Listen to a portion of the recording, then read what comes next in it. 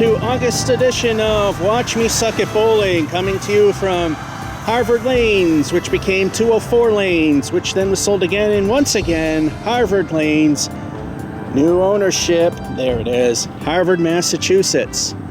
And they've done some facelifts inside and out, although a lot of it is still the same from 204, but wasn't really needed to be done over because it already looks good. But what they need to get done looks all right. They kept the Candlepin thing. I'm getting the weird echo from the building. The new Harvard Lanes logo, although the two bowlers, I don't know if you can see them. They probably should have repainted those, but they kept the Candlepin thing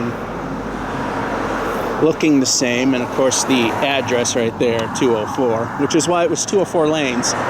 So like I said, there has been some rework done on the inside as well.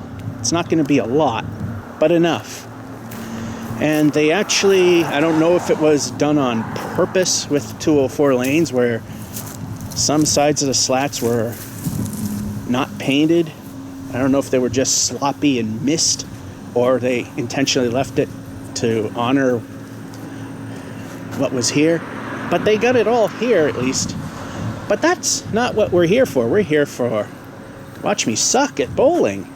And of course, before we do that, we got to look at the highs and lows as of now. In the land of the Candlepins, 148 done at Putnam Street Lanes, Fitchburg, Mass. The low of 44 done at French King Bowling Center. Have not been there in a long time. Same reason as here, ridiculously high prices. Also, Ducks, 147, Collins Bowlodrome.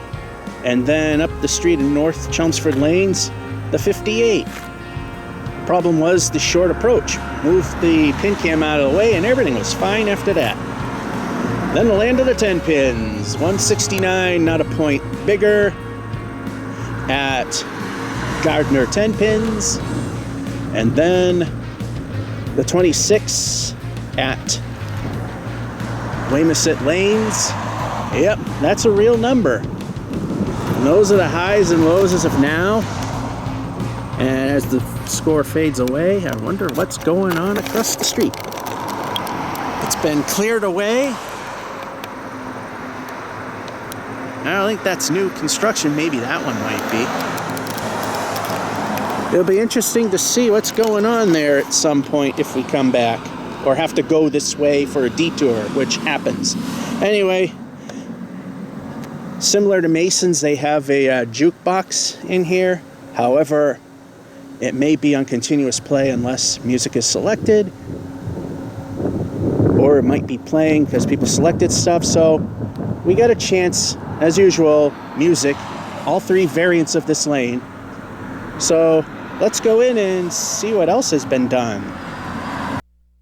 We will be bowling on lane 14, and they repainted the gutters blue from black, and as you can see, the lanes have been redone, and the approaches have been redone. They also have put up a new logo. The back wall is pretty much the same, except the words Harvard Lanes were added to it.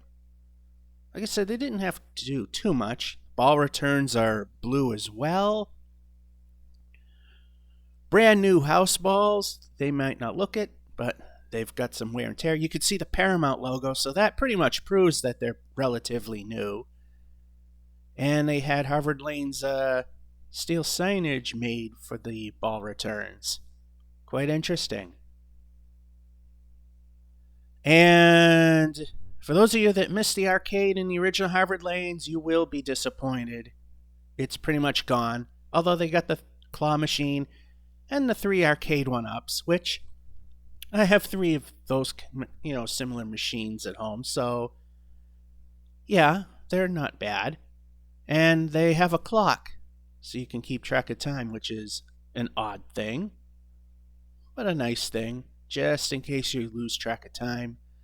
And again, the Harvard Lanes logo.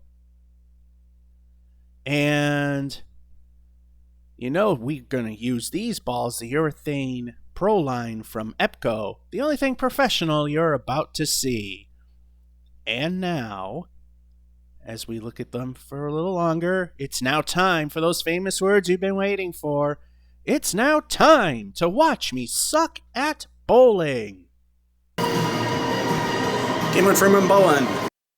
Due to this place playing loud music, most of the audio will be muted.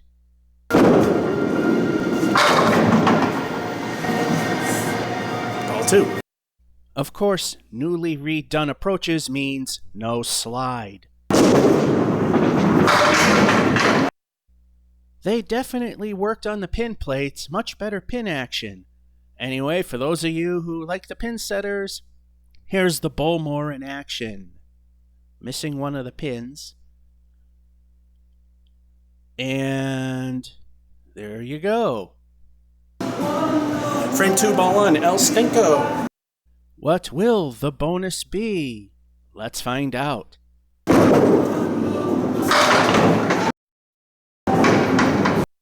El Stinko stinks for the leave of 5, but the wood might help. Ball 2. As I mentioned, the approaches are very sticky, but like I said, just refurbished. Ball 3. That means about winter time, the normal slide shall return. Curse of the Fill, just the 5. If you're a longtime viewer, you know how much I really suck at bowling when the approaches are sticky, so the spare in 1 was kind of dumb luck. And then, yeah, the fill that I got is all that I got. In frame 2, for the 5, we're at 20. Frame 3, ball 1. So basically, because of the sticky approaches, not holding hopes for a high score. Ball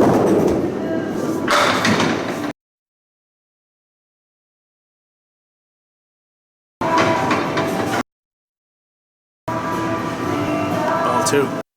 Again, would that could help if I only could play on sticky approaches. Ball 3. Again, the narrow leave in the middle. I hate those. And here comes the great collapse with a 6. Frame 4, ball 1. The only thing keeping the score somewhat higher is the pin action.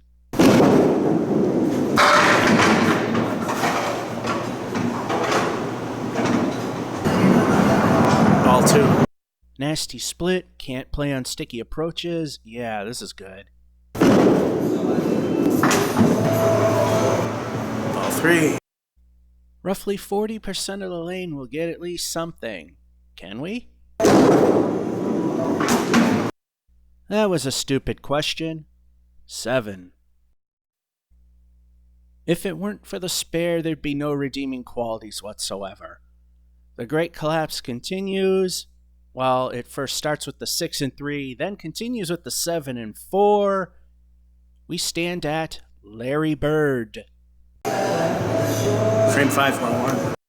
So far, just one good frame. Will there be a second? Ball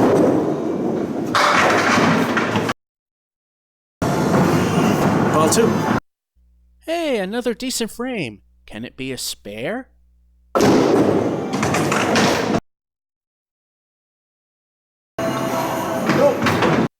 Nope, indeed. Still a 9. Frame 6, ball 1. We got one decent frame. Can we get a second one to end the collapse? Ball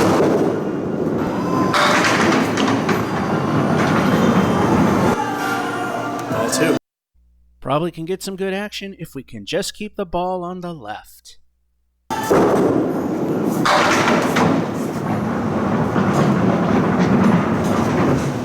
Ball 3. Unfortunately, that's as good as that could have gone. So which one of these two shall I aim for and miss? Missing the 7 pin for an 8. The Great Collapse has ended, although not the best, but it's ended. We got the 9 and 5, and an 8 and 6. Again, because of that spare in the beginning, kind of saving things a little bit. We're at 50. Frame 7, ball 1. Now to keep the momentum alive to hopefully squeak into average skill. Ball 2. The only good thing here is it's a very makeable spare. Ball 3. Ever so slowly working our way towards the left.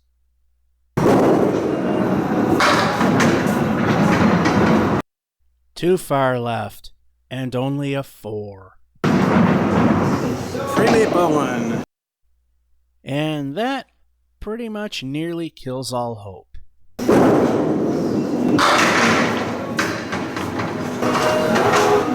Ball 2. Well, this could possibly save the game.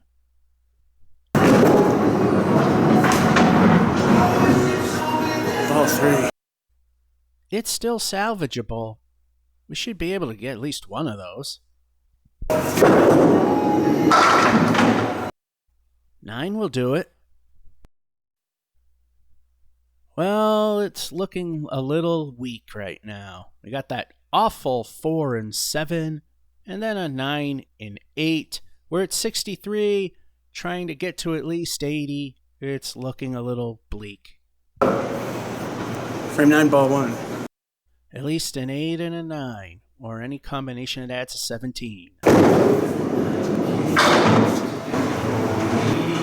Ball 2. And here we go with that again. Again, makeable spare.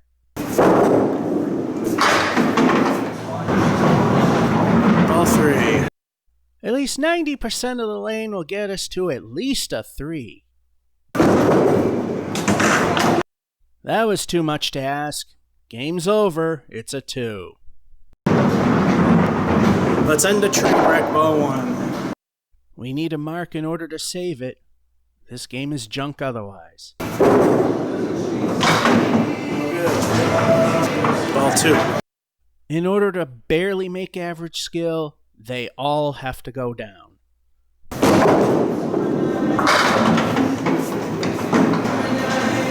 Ball 3.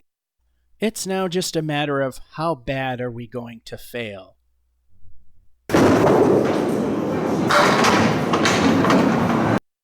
And we fail with a 7. And we end with a great collapse, and great it was. Lousy 2 and 9, and then we got a 7 and 10. There was no way of saving it without a mark, and we failed miserably with a 72. That will conclude the first episode of 4 for the month of August 2024's edition of Watch Me Suck at Bowling. From Harvard Lanes in Harvard, Massachusetts, this is George F551 saying hope you enjoyed and have a good one.